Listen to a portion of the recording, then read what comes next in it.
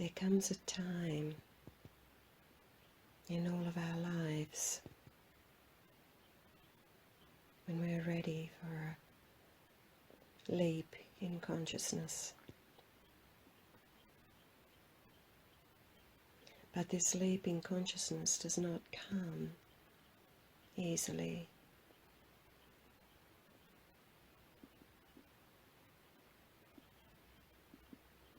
We will be granted a set of challenges, a set of experiences, opportunities, gateways that will enable us to be able to move through the shifts that are needed to be taken in order to move to a greater degree of consciousness.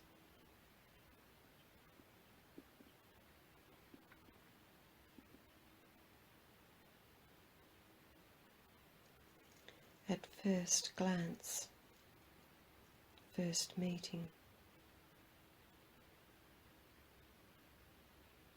these opportunities will appear to be wonderful, the answer of our dreams.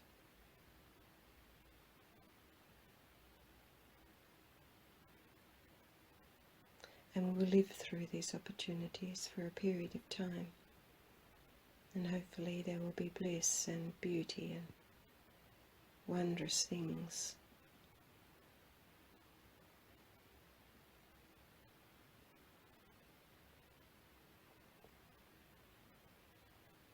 And often these opportunities come in the guise of another being.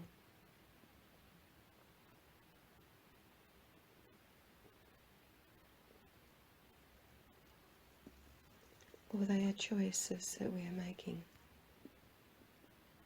on our path.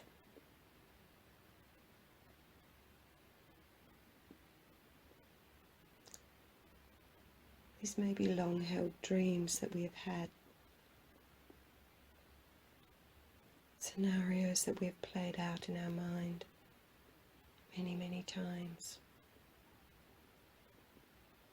believing this is the truth.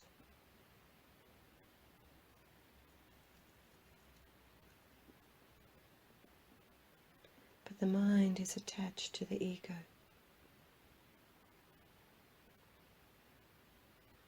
And the ego has a great hold on us. Ego doesn't really want us to evolve, because if we evolve, we say goodbye to the ego.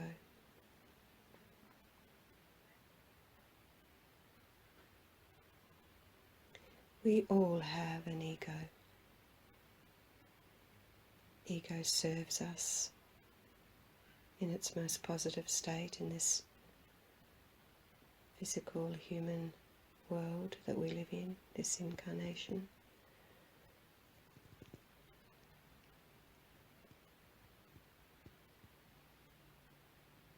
Without the ego we wouldn't have the thinking mind, and without the thinking mind we would never create or be inspired, or rather do from our inspirations.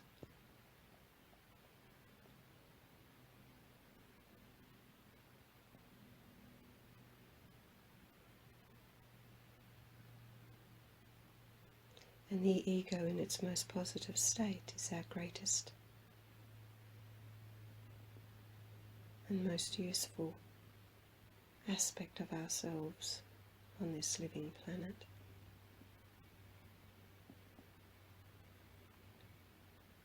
But because it is attached to our mind, it has the power to play tricks on us. Our imagination runs away with us.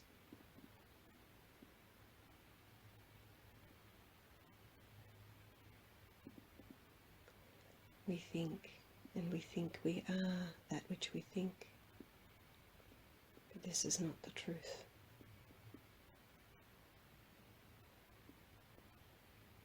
Every morning when we wake up, we are welcomed by our thinking mind.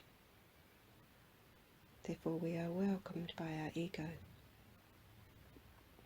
and we begin to live out our day according to the ego.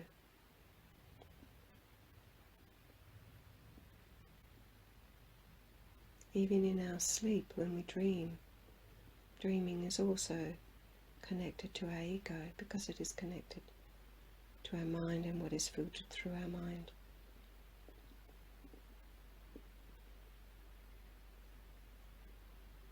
The most powerful state is when we are in deep sleep, no dream,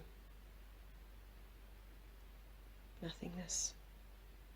In the nothingness we touch God. In the nothingness we find ourself. And there is nothing.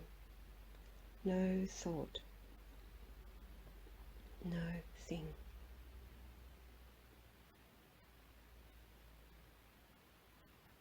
And in our waking days, when we walk through our days hand in hand with our ego,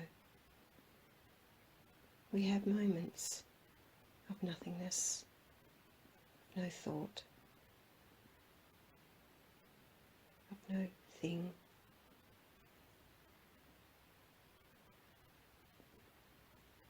And these moments when we just be.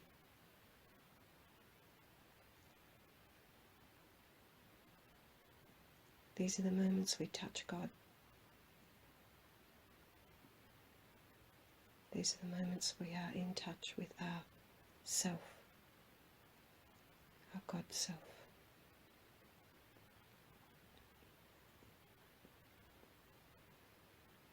But sometimes we draw to us a challenge, a situation, an opportunity that appears so very wonderful, and it is. But our mind gets carried away, and we get carried away.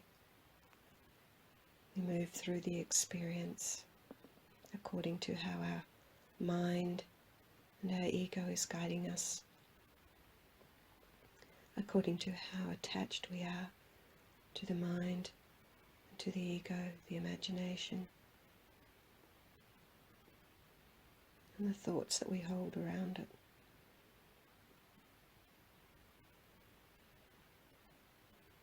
And then sometimes this perfect scenario that we have invited in becomes imperfect.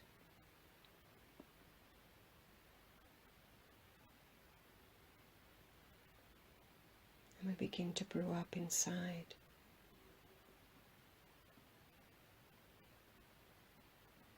And our mind begins to go crazy. More thoughts,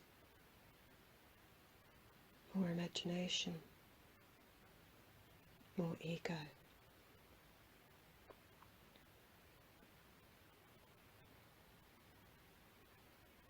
And it brews up and it brews up and it brews up. And depending on how well we are able to have control over our ego, over our lower self, depends how well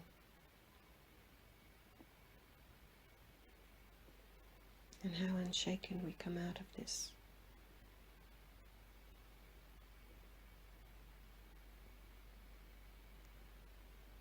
Sometimes these experiences are sent to us. In fact, all of the time these experiences are sent to us as opportunities of growth, connecting further with the self, higher self, God self. And they shake us up. They shake us up because we need to be shaken up, to shake up all of the ego that is still so very buried within us.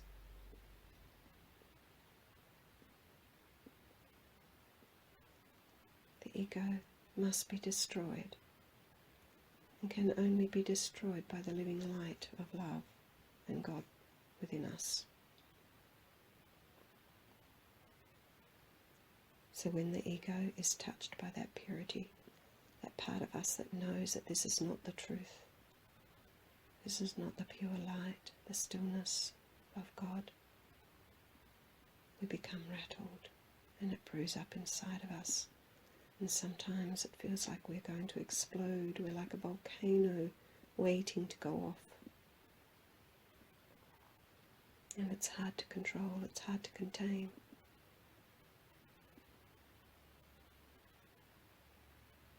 But it's only the ego. And how do we tame this part of the ego that feels like it is destroying our lives, destroying ourselves? It is destroying a part of us. It's destroying that part of us that we've known for a long time, that we've lived happily with for a long time. But now things have to change if we are to grow. We have to go through the destruction in order to create and welcome rebirth, become the new.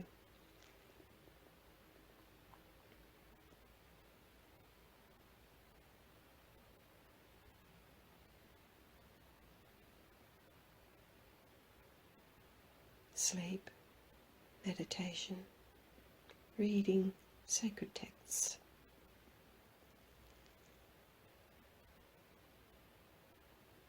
These are the way to bring calmness,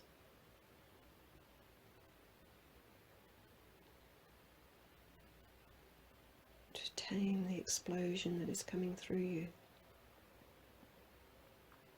Give yourself time. Don't force it.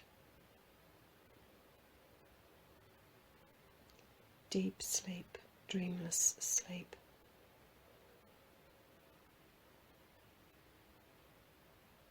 This is the healing sleep, the rest phase. And when you are awake and you are faced again with yourself, that smaller self, the ego self. And sometimes that's a scary image to face, because you know it's not you. You know you've been living two aspects of you, and you long for the comfort of your true, divine, whole self.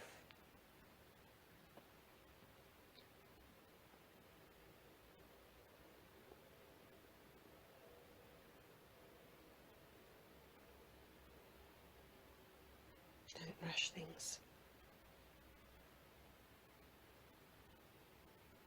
Take your time.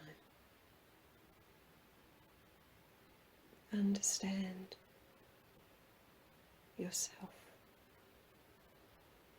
Acknowledge all of the thunderings, all of the rattlings, all of the brewing up. Acknowledge it as your ego. Give it love and allow it to go. It served its purpose. And welcome the new you, which can be uncomfortable for a little while because you don't know who you are. What is this that is different? I can't remember. I can't think. It is the birthing into the new.